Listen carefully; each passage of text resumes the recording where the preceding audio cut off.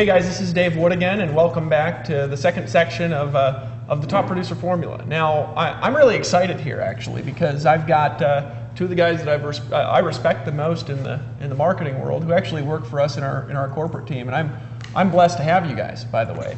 They're going to break down the science of creating lead capture pages. Like a lot of you guys have seen the lead capture page that we made for the Top Producer Formula. That thing's just hot, by the way. I just really like that page.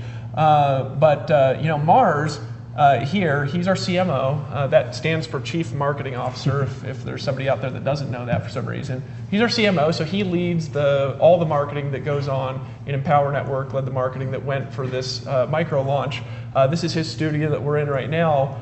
And he's really just a brilliant marketer. Actually, your team, the Launchmen, you guys have done, I believe, like over $70 million in sales for people just selling products, okay? And then we've got Rob Ramoni over here, who's just, he's like the marketing prodigy. That's what we like to call him. The reason is because, I came with prodigy, right? The reason is because he had a six-figure business online before he was 20 years old. When you were 18. Yeah, 20. You're 20 years old, you have first six-figure business. And so he does a lot of things for us, and he just kind of is just well-rounded and is brilliant with what he puts together. He's actually the one, if those of you who are in Empower Network, who wrote all the recent "you just lost a commission" emails that got so many of you to make a decision. And so that's actually him and his writing, and he makes a lot of our capture pages. And so I always feel like we should get the best talent that we have teaching a particular subject, and these two guys are the best guys that I know about teaching you how to make hot lead capture pages. So with that being said, I don't know who's talking first, but over to you guys. I'm excited. I'm excited. I mean, Dave, great first half of the segment. Just by a show of comments really quickly and by a show of hands, how many people loved the first segment? I just want to see really quickly. Let's get a poll. All hands are raised here. All right. We're waiting for the chat to update here. Absolutely, says Leanne. Justin says, woohoo. Jay loved it. Awesome, awesome. Really excited. What we're going to do is we're actually going to walk you through the 5 highest converting landing pages that you can use in your business. Mars and I will take you through that. And what we're taking through the 5 highest converting landing pages, we're actually going to walk you through the 2 things you absolutely want to avoid when you're building landing pages. And the reason why there are 2 specific things is because a couple of months ago we did a campaign. I was actually telling you about this the other day. You actually haven't heard this. 89.4%, Dave. I want you to like plant this number in your head because a lot of that was part of Empower Network too. 89.4% of people who have a capture page, who drive traffic to their landing page, are doomed, meaning they're not going to make money from it. And that number just kind of, shocked us. We're like, why is 89.4% of people who are generating leads online and trying to build a home-based business, trying to have freedom, trying to reach your goals, not getting the results they want? So what we did is wait, sir. You can tell he's a marketer because he's saying 89.4% instead of 90%. I'm sorry. It has to sound realistic, right? I mean, come on. Like, I want to remember it. I wish made up a percent. Sorry, Rob. Yeah, oh, no worries, man. I love your shenanigans. Keep them coming. Keep them coming. That's what makes me attracted to you. And that beard, too. Big giveaway. Anyway, so we decided, me and my business partner, we got on the phone with a handful of these people, one-on-one, and we worked with them to identify what were the things that were stopping them from building a high-converting landing page. And we're actually going to show you some of the examples of what is wrong and what to avoid when you're building a landing page as well. And Mars and I are going to walk you through that right now. So the first landing page we're going to show you is what's called it's just a very basic landing page, and I'll actually let Mars go ahead and talk about what's the name. What's this one called? There's a name for it. Dude, I love the copywriter who wrote this. It's called Background R Centered. Background R Centered. Okay. I want to pay this copywriter. Like, it's a brilliant name. So what's funny about this page? It's funny that you're starting with this page, and I wasn't sure what order you were going to go in. And I can't even remember all the 5 pages that you picked out. This page is used online wide, and my business partner Kristen is the one that actually made it. We argued about it with the people who wanted to put it up, because most people would argue, let me stand up here, most people would argue that this little bit of information here and then requesting this people's contact information wouldn't work, which can be true, but what you got to think about before you set up a lead page of any kind is, the traffic source, Yes. right? There are basically three sources of traffic, and I don't know if you want to start a whiteboard. Yeah. There are three sources of traffic, three kinds of traffic, and if you don't know which kind of traffic you have coming to your page, you shouldn't even be building out your page. And this is like my first year. This is gonna make me sound bad. My first year, I only dealt with one kind of traffic, and so all the tests and everything that I did, they were based on that, and I didn't realize there were really three different kinds of traffic, and it took me about 10 months in before I figured it out. So the three kinds of traffic that you have to know which kind it is before you even start building your landing page. And this one, that page that Rob just had on, is ideal for one certain kind of traffic and not for the other two. There's cold traffic, right? Cold traffic is when whoever is coming to the page has gotten there with no referral from anybody else. And they're coming either through a banner ad, or they could be coming from like a Facebook ad, just from someplace where they haven't met you yet, they don't know you yet. Okay, and you have to behave a certain way in that scenario. And then warm traffic is partner-driven traffic. That means somebody has said, hey, you have to go check this out. Go here, do this. Go sign up for this guy's whatever it is, or gal's whatever it is. And then hot traffic is typically somebody who's already not only interacted with you, but they've already bought from you. And not only have they bought from you, but really hot traffic is where you can make the most amount of money because they're already familiar with you and they already bought something from you and they had a good experience with whatever they bought, right? So that kind of page, pop back to the page real quick, Rob. Yeah. So that kind of page would not work for cold traffic. Okay, and so anybody who would ever use that page with that very simple, like just one headline kind of an offer, it wouldn't work for cold traffic. And I see a lot of people use this for cold traffic, and they're like, I can't get conversions on. The problem isn't the conversions, it's the traffic. Okay, so this page right here, and Kristen and I made it for warm. Kristen, my business partner, she made it. She made it specifically for warm traffic because we decided, what the hell are we putting all this information on the page for? Like giving them all this stuff that they have to read. If they were in an email, if one of the partners who mailed for a campaign of ours sent them an email, explained everything to them, I don't need to repeat it all on the page, right? I just need to have something simple there that allows them to enter their name, their email, maybe their mobile phone number or whatever, and gets them through the process. As long as this messaging here is congruent with whatever was in the email, you're only getting in the way if you have extra stuff on there. So basically, that's my take on that, Rob. You can add whatever you want. That's a warm traffic-oriented page, but it works like a charm because no friction getting in the way of getting people to sign up. Right. And the great thing about this page is it's simple, and that's what makes it work. But what we found is for the people who were part of the 89.4% is the ones who were not having success with this landing page overcomplicated it. And you'll see what I mean in a minute. But first, just raise your hand if you can tell me what could go wrong with this landing page. And actually, let me just give you an example. Let me pull up an example here from somebody. And while Rob's doing this stuff, I'm going to juggle because he told me to juggle while he's actually looking stuff up. Hey, you got that done quick, dude.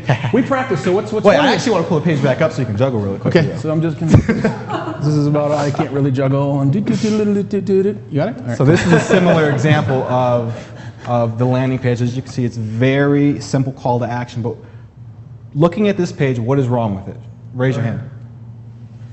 It directs my eye right to the bullseye and away from the where they want the information. Dean, right? Yep. Perfect answer. This is actually very important. When someone's going to your when someone's going to your landing page, I'm actually going to pull up the screen one more time.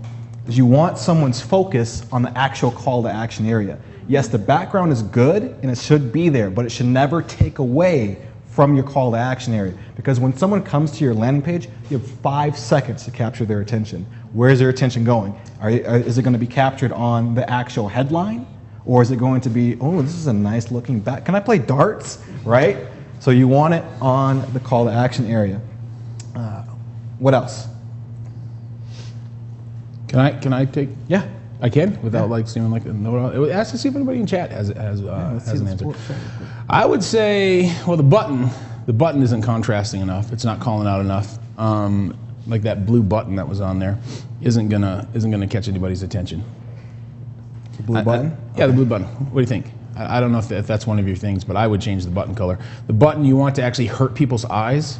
So like I'm a designer by trade, and that's an important thing. I'm a designer by trade, and I tend to want to make things all harmonized. And I learned as soon as I got into online direct response that things should not harmonize. And Christian and I actually fight about this all the time because she makes everything so beautiful and so balanced. But she actually, I tell her unless the button is hurting her designer eyes up against whatever else is going on, the rest of the page can be beautiful as long as it's simple and everything. But the button needs to literally jab you in the eye with a hot poker. Yeah, she hates me for that. Like I'll email her. I'm like, listen, this has to be ugly. Yeah. Give me an ugly version, please. She's like, oh, Rob, fine. So tell us, Rob, what's wrong with it? What's the? I'll actually show you the next one. Oh, I saw some O's. Who said, oh? Too much. Too much text. Too small. Too much text. Too small. What else? I hate this. I hate this lead page. So another mad at important the person thing who made it. Wasn't you, was it? No. Okay, good. Is you don't want to overcomplicate your landing pages with too much text, especially because this page works best for what kind of traffic? Warm traffic or hot traffic. So they are already interested in what you have to offer. It's no need to oversell them. So keep it simple, a nice little headline and the nice little, like for example, you know, if we were to edit this, let me see, we would get rid of all of this, shorten this, and we'll leave this little call to action right here, right? And that's it. That's all you need, right? Yeah, the background's good though because it's leading the eye right towards it. Right? Background's great actually. So let's go ahead. So what's next, man? What's the next one? What's next is, let me pull it up, is the good old, and let me clear this. This is called Bambino Blue, and you'll actually see why we're giving you the names in a minute. But the great thing about this page is it works great for specifically cold traffic. The reason why it works great for cold traffic is a couple of reasons. One of the reasons is you have the bullet point section here where you can display a little bit more information about what you have to offer, okay? This is great because from cold traffic can come from Facebook, whether you're doing a banner ad, they seem like 60 characters of what you're promoting, but they're not really sure what it is. So this gives you an opportunity to explain your offer. If you're offering an ebook or you're offering a video, you can put that, and adding a graphic actually demonstrates higher value and it elicits that, oh, this is something of value here. So when someone is coming to your landing page, it's like, I like this, so it entices them to want to enter their information. Another great thing about this is right below, let me click on the cursor here, is you have the social proof section. So if someone's read your book or watched your video and they drop a testimonial or they've received a certain result. So this one really is for colder traffic. It is. I mean, because here's a mistake that a lot of people make, and what it is it's just people don't know what they don't know. So when warm traffic comes to your page, meaning somebody has referred somebody to there, I see people make this mistake. Everybody goes, well, if it converts to cold traffic, then it'll convert even better to warm traffic. That's not true. And I could give you a list of about a dozen reasons why that's the case, but one of the biggest things that people do is they treat the warm traffic the same as you would treat cold traffic. It'd be like, if you came in and I already knew you and I was like, hey, nice to meet you. Hey, you can really trust me a lot because I'm very trustable. Here's all the stuff that I did. Once you're warmed up to me, I don't need to go through that process. When you're cold, when we first meet, I might have to have the conversation, and I might have to say, here's what I do, here's what I've accomplished, here, I can show you how to do this stuff too. You can really trust me for all these reasons. Here's all these reasons why you can trust me, but you don't need to do that with somebody who's already warmed up to you. It's very counterproductive, and cold traffic messaging can totally backfire to warm traffic for that very reason. It's like overkill. It's over trust me kind of thing. Absolutely. And another big mistake that I see made with landing pages is everybody is so caught up on the conversion rate. I got 70% of people to opt into my landing page. Actually, funny story. I was talking to a guy. He's like, Rob, I was actually on the phone. He's like, Rob, I got 5,000 leads. 5,000. My page is converting. I'm so happy. I said, that's great. How many sales are you getting?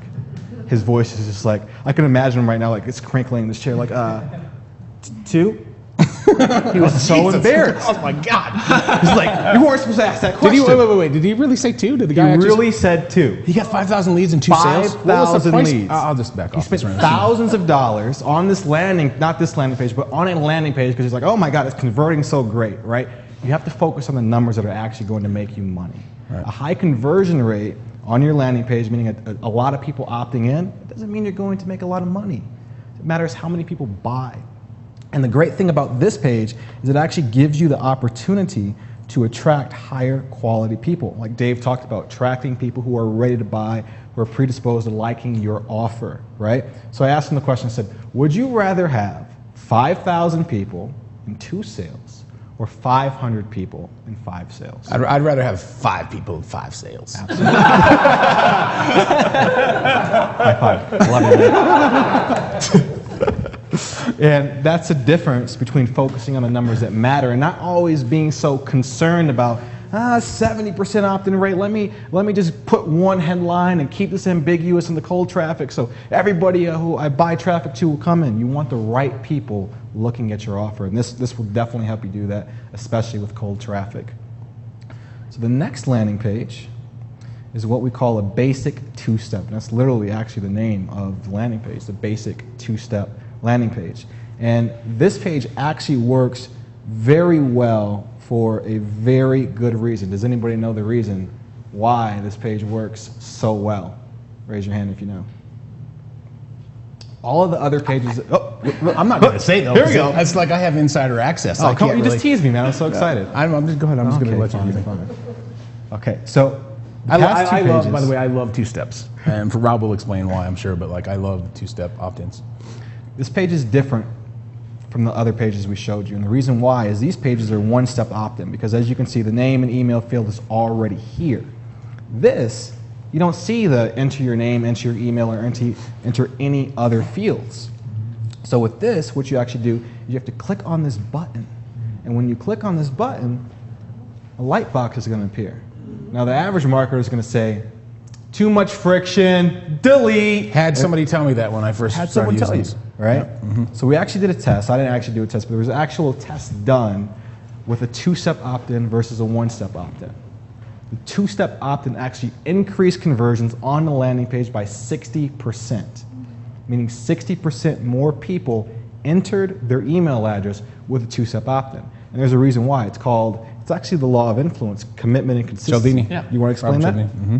Yeah. Go ahead and explain it. That's Well, actually you can what I was explain. going to guess, because I wasn't Yeah. there Oh, on the yeah? business planning session. Yeah. Yeah. Micro commitments, man. Micro commitments. It even works better if you don't the 2-step could be even like a 3-step. If you get them to click the button and then give you their email and then give you their phone number, Right. because now they're in, they're pot committed. I mean, that's super key to that. And it is counterintuitive, because it's like we kind of learned, make it really simple and too much friction. And that was what it was told to me. I bet I won $50 on a 2-step versus a one. And let me explain this, because actually this gets into the whole idea of funded proposals too. Just the concept of that is that the easier the commitment is that you ask somebody to make, the more people you can get to make it. But once you get somebody to make a commitment, it's very easy to get them to make a slightly more difficult commitment, and then it's even easier to get them to make a more difficult commitment.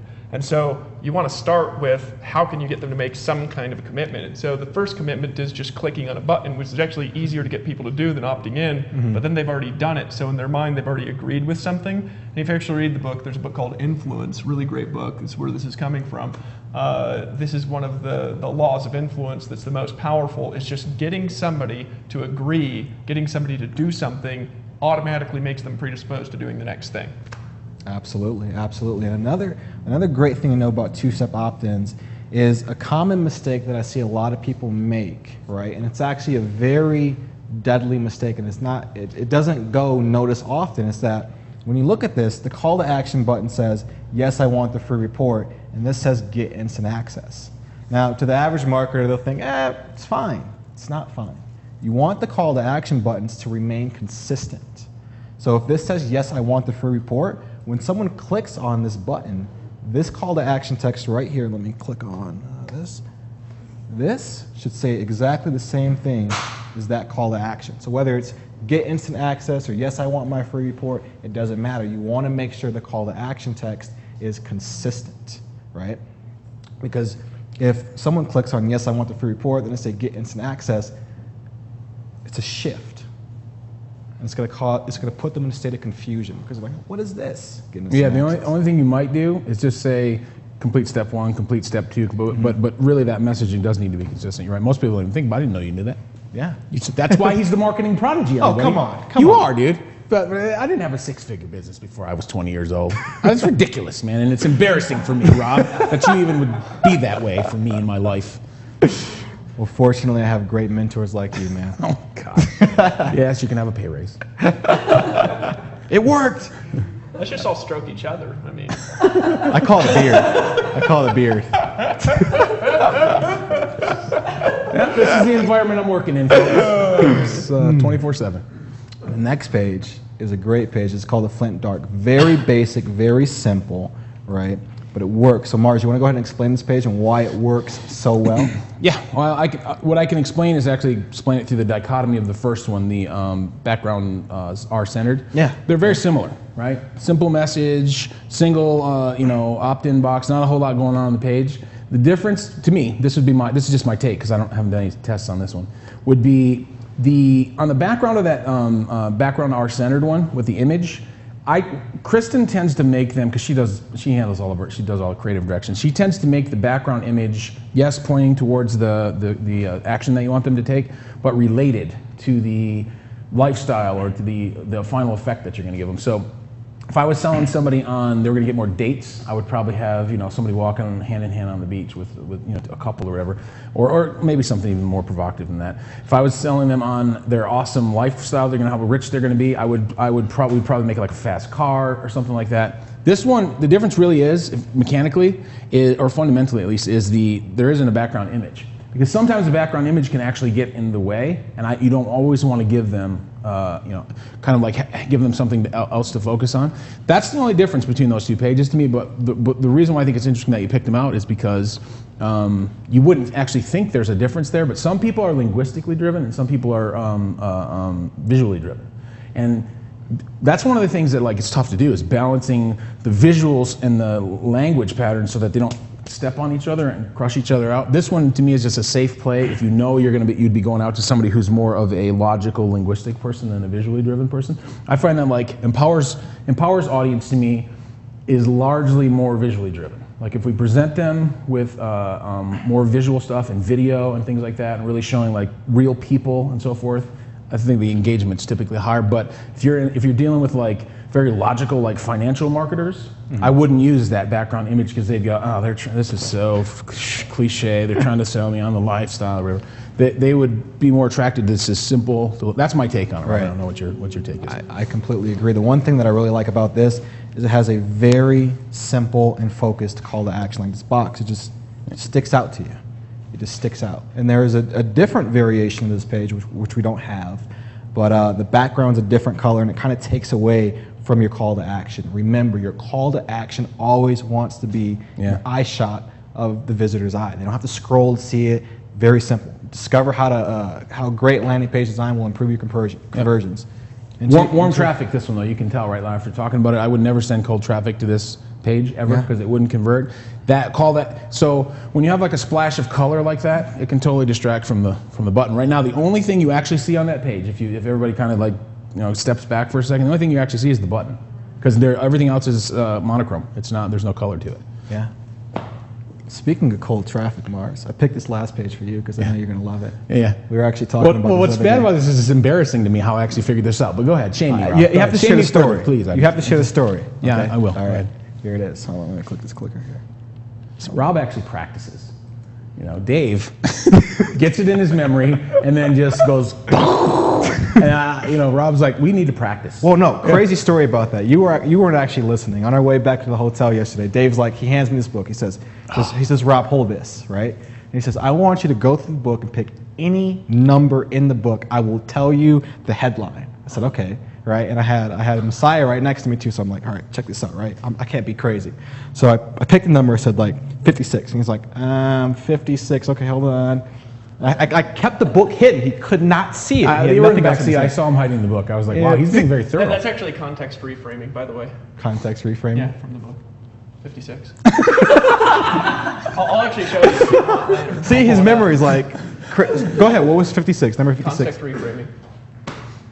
Unbelievable. So I didn't believe it. I'm like, this guy is... No, and my daughter too. So Messiah's my daughter, and actually she was back there, and after we dropped him off at the hotel, she's like, how the heck is he doing that? And I'm like, he's got some techniques and stuff like that. But that's why Dave doesn't need to practice. That's not even the crazy part, though. Not only did he like know the chapter title, and then you went back and gave you all the subheaders. He literally went through the entire chapter without even reading the book. I was blown away. We're gonna do it live. We're gonna do it live. No, wait, what is it? 56. 56. Context reframing pattern. You actually let's do one live real quick. I'm gonna do one live. All right, let's see. Okay, turn around because you can't look at the camera. Oh, wait, hold on. Hold on. All right. Wait, hold it under the overhead, Rob, so people can see it. Okay. I might actually miss You just sit. So I'm picking this one right here. Number 65. Just sit right here. Number 65. Number 65. Yeah, hold on. Wait. I want to show the audience. What? Allergy cure pattern. Number 65. I didn't even show them the book. All right, one more. Here we go. 70. 70 is speaking assertively and confidently or something like that. Crazy. He did it it was like a 15-minute car drive, so I'm like, all right, 33, 23, and he just kept naming them. Like, what the heck? And I was like, it was crazy. It was crazy. Okay, enough shenanigans. Back to the actual content. This page is called the video squeeze page. It works really well on one specific type of traffic for a really good reason. Mars is actually going to share you why. Okay, so here's the embarrassing Mars story. I frequently, like one of the reasons why I like doing marketing, because I used to be a creative director. I was a creative director for a long time, and that just basically meant that I would get a whole group of people together. We'd brainstorm on really cool ideas that we knew would kind of suck people in. And then we would sell them just by doing cool stuff. When I shifted to marketing, it was because a lot of times we would do really creative stuff that I knew was really well put together. And in brand marketing, it's a bunch of commercials and ads and billboards and things all over the place. And you kind of can't always tell where your results are coming from. So I would do what I knew should be a really successful campaign, and it would flop. And sometimes we would sit there and literally come up with an idea in like 5 minutes, and it would make millions and millions of dollars. So I got really perturbed by this, and the direct response guys at the agency that I ran, they were literally in the basement of our agency. Those guys always knew the numbers, right? I remember the main guy that I used to talk to in the direct response department, which a lot of what we do is direct response. Obviously, we're tracking numbers and doing specific things and changing things out to get specific results. But I asked Mike, the guy in the basement, the direct response guy who did the direct response ads, I was like, Mike, does the ad have to read absolutely free? Because that sounds really cliche to me. And he goes, yeah, 0.0002% less conversions. And I'm like, okay, whatever. So the point of this is, when I first got into internet marketing, shifting from a brand marketing and really became like more of a marketer than a creative guy, my team does really, really good videos, right? We're known for doing the most kick butt videos around. And so we did a campaign for a guy by the name of Harvey McKay. I don't know if everybody knows who Harvey McKay is. Harvey McKay wrote a book called Swim with the Sharks Without Being Eaten Alive. It's a kind of a networking book. And Harvey is one of the most awesome guys of all the guys. Him and Canfield are Jack Canfield are the two most, I love both of those guys. They're what you see is what you get. But anyways, we did this campaign with Harvey to get him a New York Times bestseller. And we did end up getting him a New York Times bestseller. However, the way that we got him the New York Times bestseller is Harvey is best friends with Tony Robbins, and he's best friends with Jack Canfield. He's best friends with just every major guy you can imagine. So what we did is we set up this funnel where we gave away a bunch of Harvey's training if somebody bought the book. So everybody went out and bought the book. They gave us their receipt, and then they got mailed this extra content for doing it. So up to that point, I hadn't really got into the split testing thing. We made this. It's still one of the best videos we've ever made. It was basically like Harvey walking through a door, because the topic of that book was how to get hired. I can't remember the name of the title of the book, but anyways, it was a guy walking through a door. The whole room around him changes. He's walking on this red carpet. His clothes change as he's walking, and as he gets to to his interview. Most epic video ever. And that was the squeeze page, the lead page video. So I made a bet with Mike Koenig, the guy that connected me with Harvey, and he's like, I think you got to take the video off the page. I think the conversions would be higher. And I'm like, what idiot would opt in if we took the video off the page and just put a bunch of text on there, So the bottom line numbers were this. So with the video on the page, it was high converting page. Page converted at about 60%. And again, it's warm traffic, people that are advocates of Harvey, driving them there. But without the video on the page actually converted at 65%. So we spent like, I don't know how much money on this video, $7,000, $8,000, $9,000, and that was cost making it. And it wasn't required at all. And I realized the reason was it's the friction thing. They had to basically sit through that whole video to get the whole story. And on a squeeze page, especially for warm traffic, if you put interference, I didn't figure this out till later, but if you put interference in the way, you're just getting in the way of your conversions because they feel like they already got something. You know, what you want to do is tease them on the page and make them go, you know, I need more, and then put their information in to get to the next step. Almost give them nothing. So pages like this actually work better for cold traffic. Why? Because of the thing that we talked about earlier, which is they don't know me yet. I actually need to take some time to warm them up. I need to demonstrate to them that I've put some time and effort and thought into this. And so this page here of all the 5 pages that we showed you, if I was going to go out to cold traffic, okay, and I'll test this same message, video versus bullet points to cold traffic, any day of the week, video will always convert higher in that instance as long as the message is the same because it gives them extra senses to take it in with. It's giving them audio input, it's giving them visual input, they're making, you know, other senses, they're imagining, if you show a person a picture of a video of a rose, they're going to imagine the smell of it. So at the end of the day, that kind of a page actually is, to me, best for cold traffic, and it would get in the way of warm traffic. Simple as that. Simple as that. I like it. I like it. So now that you've seen the 5 highest converting landing pages, I actually want to walk you through some of the common mistakes that people make with similar landing pages such as these, so you can avoid them, so you can get not necessarily higher conversions, though that will happen, but better conversions. So instead of getting 5,000 leads and 2 sales, you have the possibility of getting 500 leads and 5 sales, right? No income guarantee. However, it just shows you what's possible. So let's go ahead and pull up some images here from some people who actually submitted websites during the campaign. So here's the actual page with, you know, video, simple call to action. But there's one thing in Pacific on this page, actually 2 I can look at, but there's one in Pacific that's really hurting conversion, specifically by 11.9%. Raise your hand if you can guess what it is. Phone number? Nope. Good point, though. We'll talk about that in a minute, too. Seems like there's too much on there for me. It's a lot on there. That's not it, though. One more guess. One more guess. Image in the bottom right corner. One more time. Distracting the image in the bottom right corner. Oh. You're This? talking about the planet? Yeah. Oh, the planet? I don't know what that is. I'll show you. Hold on. It is, let me pull this out.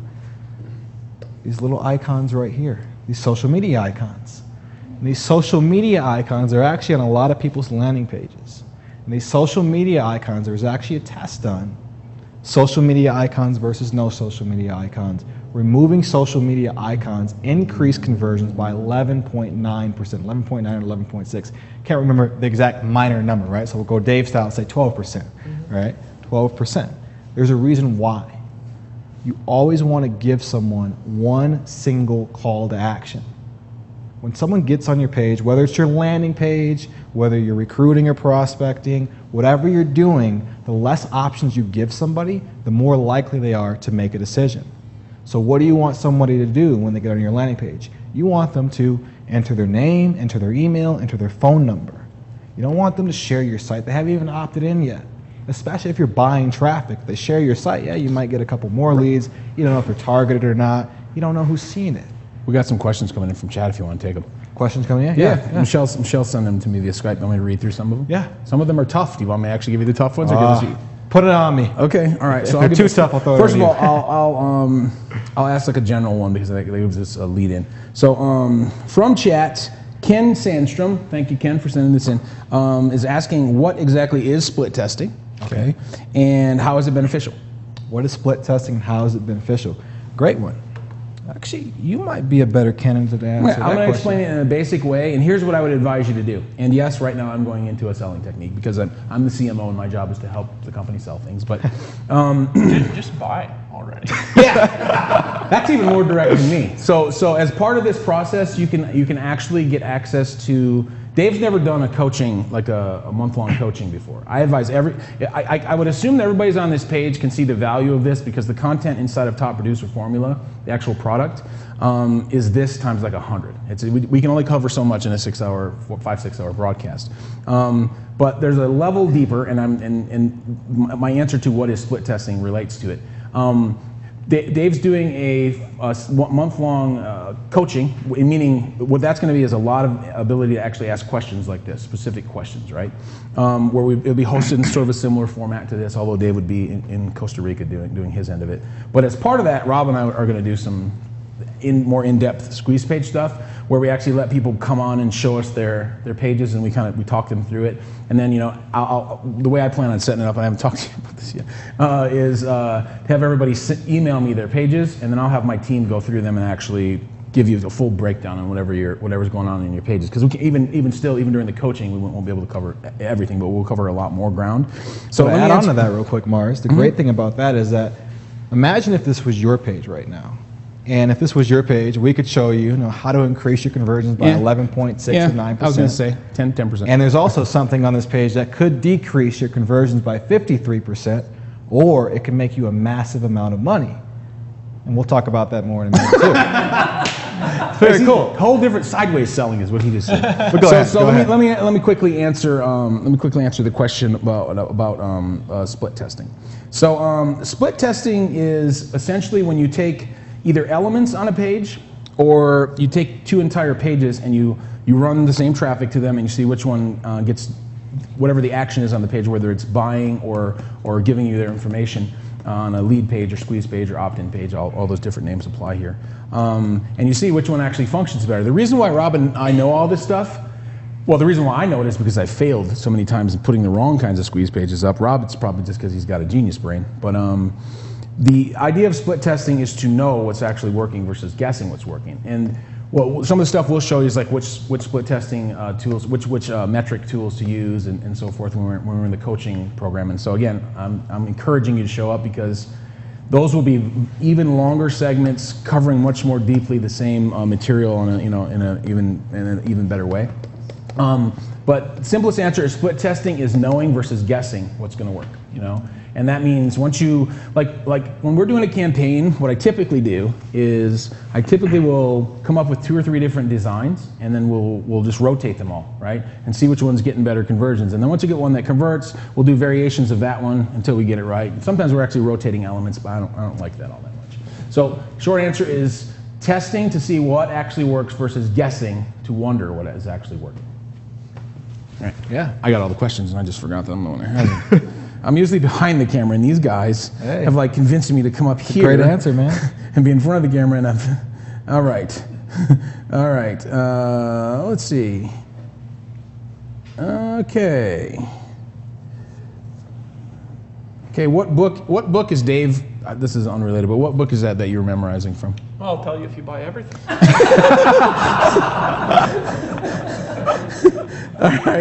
All right. So, Rob, here's one that I think you can answer. Hold on. I want to go buy real quick. Hold on. Go ahead. So, someone's asking after the lead page, when you're delivering the content, whatever you're giving them, your freemium, what should actually be on the thank you page? Great question, actually. And then actually, her name is Dawn Galiza is asking that question. Galiza. Yeah, Okay. Dawn's asking what goes on a thank you page. So what goes on a thank you page? Typically when you go into a thank you page, and we'll definitely go into more detail about this in the TPF coaching, but after so you have your landing page, let's call this landing page, one of two things happen. You either go to a thank you page, or you go to what's called the one-time offer page, which is where you're selling whatever you're selling. So for example, if you're promoting Empower Network and someone opts into your landing page, right, you can immediately redirect them to the Empower Network sales video. And this is a great reason, because they just opted in. They're hot, they're ready, they raise their hand, I want help, right? So if you are going to promote a video or an offer or a different product, make sure it is congruent with whatever your landing page was offering. So if your landing page is the one food to never eat if you want to lose weight, and then they opt in and they go to this exercise video, do these exercises. I don't want to do exercises. I want to know what food not to eat. I'm just making that first step. I'm making that first commitment. So let me see. I'm trying to see how to explain this without going Well, into let me too answer the much way I detail. see it, and then Yeah. you can think on your answer. We typically put on the thank you page. It depends on what we're trying to get them to do. If we want them to go to their inbox, like if we delivered it and we want them to go check their inbox because we want to give them, more messaging and links to click on, we'll say, hey, check your inbox for whatever the freemium is. But sometimes if we don't want to make a bunch of friction and we want people to be happy really quickly, we'll say, click here to download your freemium. Sometimes what we'll do, and we're kind of doing it in this funnel, is we'll send them to the delivery page, and then we'll say, hey, your link to your freemium should be in your inbox in about 10 minutes. In the meantime, check this out, which is a sales video to actually get them to get them to buy. That's my answer. It depends. Your answer is actually really great for a reason. There's actually something you said about your answer which makes it work so well. It's actually the difference between a page that will convert versus your subscribers emailing you saying you're a scammer, right? Bait and switch. Yeah. You told them, hey, your report's coming. Yeah, right. Check your inbox in 5 minutes versus just redirecting them to a sales video and they're like, wait, I opted in for a report. Yeah, you never want to do that. Yeah. Because they don't trust you. Marketing is really about developing trust, Yeah. honestly, from start to finish. So if you really want to keep it really simple, you can put a thank you page which says, hey, thank you, your free report is on the way. In the meantime, click here and watch this video. Right. They click the link and they go to the video. Yep, perfect. So, one sec. Well, there was one more good question that we should probably take, and then we got to get on to the next segment because Dave's next segment is so kick-ass. I don't want to eat up too much time. So, let's see. Oh, one question is people are asking how we're doing these. John asked us to wait. Okay, what we're going to do is this segment here is actually an extra segment for today. Dave's was planning on doing 5 segments, and then we decided to do this one because he wanted the best people to actually do, the people who know most about lead pages to actually come on and do this. So this part of this segment will be inside the Top Producer formula, and inside there we'll give you a link to the system that we're actually using to easily set up these kinds of lead pages. They have a whole bunch of them in there, and it's real easy to do. And actually, a lot of people from Empower actually use this platform. But I don't want to give them a plug right now until we get it in there. But we'll put a special deal in there for everybody to download this system that we're actually using to build these pages out. So you can look for that once you buy Top Producer Formula. And again, I'm assuming everybody on this page, you'd have to be crazy. If you're on this page right now and you haven't actually clicked that button right next to the video right over here to buy Top Producer Formula, there's a 14-day 100% guarantee. You already been on here for an hour. You just click it and then come back to the broadcast and order. And especially if you're an affiliate and you stand a chance to actually make any commissions off from it, you should buy now because people are going to buy, and we're going to spend the next month perfecting this funnel because it's going to go. This whole thing is part of a longer-term funnel, and it's going to run. And you stand a chance to do pretty well just off from this funnel. But I say click the button right now. Okay, and it's just because I want to wrap. Yeah, that's right over here. Just point right over here, and get in. 14-day, 100% money back guarantee. There's no shysting going on here, or else I wouldn't be working here. Okay, so I'm gonna let you wrap it up, Rob, just so we can let Dave get on to his next segment. Yeah, do we want to show them the rest of the landing pages, like 2 or 3 more? Just No. Let's cut it right here. We'll add some more stuff into the Yeah, content. pretty much. I'm just going to say buy the Top Producer Formula coaching. It's that simple. And the reason why is literally when we were doing this, the 89.4% of people who fell into this category, right? The average amount of money they lost was like somewhere between $5,000 to $10,000. It was not abnormal for someone to get on the phone with me and say, Rob, I spent $5,000. I spent $10,000, and I didn't make $1, right? And I said, Did they well, yell like that? And no, shock the shit out of you? they were Okay, 'cause I upset. just They were peed my pants furious. a little bit from that. If you Didn't spent do that. $10,000 and you didn't make a He has single really dollar, hard fists. Like we do the fist bump thing. I don't know, dudes do the fist bump thing. I just don't ever yell like that and make me pee my This pants. is though, I want to talk about this here for a second. This is the mentality that we have just got to get away from in this industry because people treat this like it's gambling. Like I'm going to put $10,000 into solo ads, and I'm going to get rich on the internet. No, you're not. I mean, you're just not. It's just not like that. You're not. Network marketing, home business is not gambling, right? And if you want to gamble and make money, Vegas actually has better odds than not learning what you're doing, right? Because in Vegas, you have a percentage chance you'll just win without like for no reason at all. Like doing this, there's no chance you'll win if you don't learn the skills. You have to learn the skills. This is not gambling. And so this whole thing, I'm going to go blow money on traffic. No, you don't want to blow money on traffic unless you've got like tons of money and you know what you're doing. or you've tested what you're doing, you know that it works, and then you spend a lot of money on traffic. It's not, let's do this in order. So I just wanted to like piggyback on that because I get really sick of like people in my team joining and being like, okay, I'm so excited. I'm gonna go spend $10,000. I'm gonna get rich. Because this is what happens. It's true. Right? Every time. True. Yeah. People who spend a lot of money on traffic and make a lot of money know what they're doing. Yeah. And the way to figure out what you're doing, there's two ways to do it.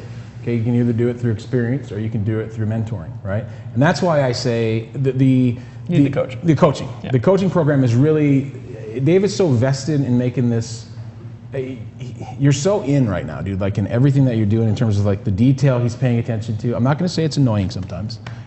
I like it when you touch my I kind of want to get on this He is in now. every detail of everything that we do, and this coaching program is so important to him that I kind of wanted to just like jump in. I can't. How do I work with these people? I don't know. All right, anyways, that's all I got.